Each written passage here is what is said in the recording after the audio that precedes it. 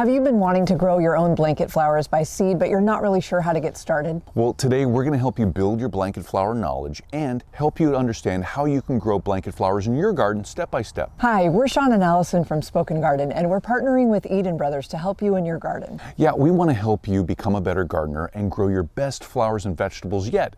So let's talk about blanket flowers. Now, before we show you how to sow blanket flower seeds, there's a couple things we'd like you to know. First, blanket flowers, also known as Gaillardia aristata, are a perennial and they're hardy in zones generally 3 through 9. Also, blanket flowers are North American native wildflower. Blanket flowers like to grow in full sun, but they will tolerate some partially shaded areas. Make sure to give them at least 6 hours of sun so they can grow their best in your garden. Now, they will grow in most gardens, especially with well-draining soil, but being a North American native wildflower, they do like to grow also in arid, dry conditions. Now, most blanket flowers will produce a single flat flower with either a yellow or a dark center, and that could have yellow or red petals, and those red petals could be yellow tipped that all radiate out from the center. Now, perennial blanket flowers will spread either by seed or by their crown. Now, the blanket flower we're going to be sowing today is a general blanket flower just known as Gaillardia aristata, and this is one of Eden Brothers' best sellers, which was also picked by their staff. Now, this is an heirloom variety that is capable of naturalizing basically anywhere, especially in North America.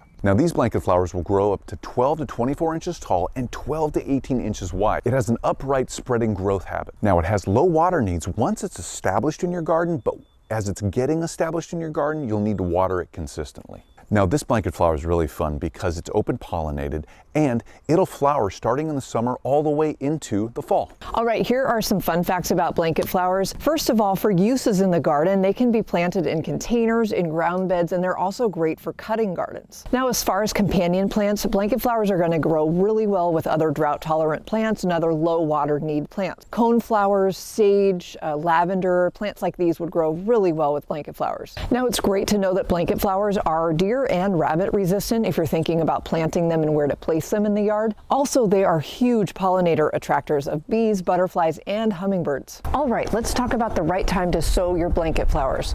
You can direct sow your seeds in the spring as soon as any chance of frost has passed. If you live in a warmer climate, you can actually sow them in the fall. First, let's talk about indoor seed sowing. The first step is to prep and fill your cell trays with pre-moistened seed starting soil, potting soil, or any type of soil that you want to use. The next step is to take your seed planting tool and make small indentations in each hole that are 1/8 of an inch deep. Next, carefully grab your seeds out of the packet and carefully drop 1 to 2 seeds per planting hole. Now, these seeds need light to germinate, so don't plant them any deeper than 1/8 of an inch. Next, carefully cover the seeds, again, making sure they're not more than 1/8 of an inch deep. And the last step is to carefully water in your seeds to start the germination process. And that's how you sow your blanket flowers indoors. Now, you should expect your seeds to germinate anytime between 8 and 15 days after you plant them. And your seeds will germinate even better if you keep the soil consistently warm and moist, but keep that temperature around 65 to 75 degrees Fahrenheit. Now, once your seedlings have grown about 2 sets or more of leaves and the threat of frost is past, you can think about hardening them off and transplanting them out into your garden. To harden your seedlings off, start bringing them out over a 2-week cycle every day, starting off about 1 hour to 2 hours a day in a nice sunny location. As the days progress, keep them out longer and longer, and then at the end of those 2 weeks, if the last 2 or 3 days, keep them out overnight, and then they'll be hardened off and acclimatized to your garden, and then you can plant them out in your garden. Now that our seedlings have been hardened off, we're going to transplant them outside into this whiskey barrel container. Now, you need to know these blanket flowers need to be spaced from each other 12 to 18 inches, so we have just enough room in this whiskey barrel planter to do that. So first, before I take the plants out, I'm going to pre-mark where I'm going to plant these and mark that out and measure that. So we're going to go right here and just make a little indentation, and then I'm going to use this hori-hori knife with these graduated markings on it, and I'm going to measure out at least 12 inches. So we have, and I'm going to mark that area there. I'm going to keep going around the whiskey barrel planter and keep marking these areas because I want to make sure we get that proper minimum spacing. And I think we have enough space in the middle here. Oh yeah, over that. So we'll just put one right. We'll put one right in the center. So now the easiest way to do this is to take your cell pack, if you grew them in these, and just squeeze that bottom of that and do one of these at a time and just tease that out gently. And you can see we've got our little plug here. And we're not going to disturb the roots too much because there's not a lot going on there. We don't want to mess those up. So we're going to take this seedling. We're just going to make a quick hole. Before I plant the seedling in this container, I want to show you, you need to match the soil of the plug of the seedling. Match that soil level with the soil level of the container. So that way you're not underplanting it or planting it too low or planting it too high, which can both lead to different problems later on for that plant. So we'll just place it down in there. We'll just snug all that soil up against the soil of the transplanted seedling, and there you go.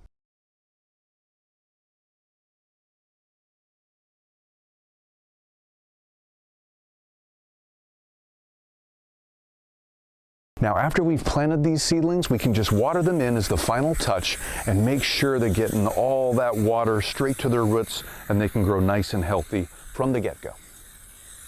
Now, to direct sow your blanket flower seeds, you can place them out in the garden, in your beds, in containers. You can even broadcast them in a large area and then thin them out later for a more natural wild look. And just like indoor seed sowing, you can use a regular seed starting soil mix, you can use a garden soil mix, you can use a potting soil, anything that has good drainage and some water holding capacity. So we're going to sow our blanket flower seeds in this whiskey barrel container. So the first thing you want to do is pre-moisten your soil so that soil is nice and moist, and when you put that seed down in the soil, it'll have that instant contact with water.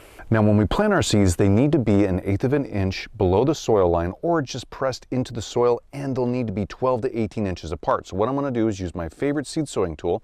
I'm going to make little indentations where I'm going to place the seeds, and then I'm going to measure out from that location 12 inches roughly, and I'm going to make my next little indentation, and then I'm going to measure out from that. And I'm going to place these seeds right on the edge of this container so they're spaced out really good. Nice, got a lot of space there. So there's that. And then if we go here, that's just about to our other one. So if we go across too, that's definitely, so we can go right in the middle, and that'll be definitely within that 12 to 18 inches. Next, we'll grab our seeds and we'll place 1 to 2 seeds in each planting hole. And then we'll cover our seeds because they do need light to germinate, but they need to be slightly covered too to get that soil, that wet soil around those seeds so they have all that moisture around them so they can germinate faster. And we'll water these in, and that's how you sow your seeds outdoors. Now, in the weeks and months to come, you'll need to make sure to keep your blanket flowers well watered. You want them to get established in your garden, so consistent watering is key here. Now, to help keep more moisture in the soil, you can always mulch over the top of the soil here with these plants, and that'll help keep that moisture in the soil closer to the roots for a prolonged period of time, especially in the summer months. You'll even end up watering less, and that helps everybody. Also, make sure to keep up the weeding around your plants because you don't want them competing with weeds for nutrients in the soil, water, and sunlight, or space. Now, right from the beginning of the growing season, it's a good idea to start fertilizing them every week or every other week, and you can use a liquid fertilizer for that. A well-balanced fertilizer will work well, a 5-5-5, a 2-2-2. Now, if you're going to use a granulated fertilizer or a time-release fertilizer, make sure that it's also a well-balanced fertilizer, a 2-2-2 or a 5-5-5. Now, once your first flush of flowers are done, you can expect to deadhead those plants because you want to promote the next flush of flowers to come through. Now, also be sure not to overwater your plants because they are susceptible to powdery mildew, fungal leaf spot, and even root rot. And that's if you definitely overwater them or you keep them in a container with soil that doesn't drain. So keep an eye out for those. Also, make sure to look out for leaf miners, aphids, and thrips because these plants are susceptible to those pests and a couple others. Now, it's also fun to think that as your plants start to grow and thrive in this container or wherever they are in your garden, after a couple years, you'll be able to divide them to then spread them around different parts of your garden.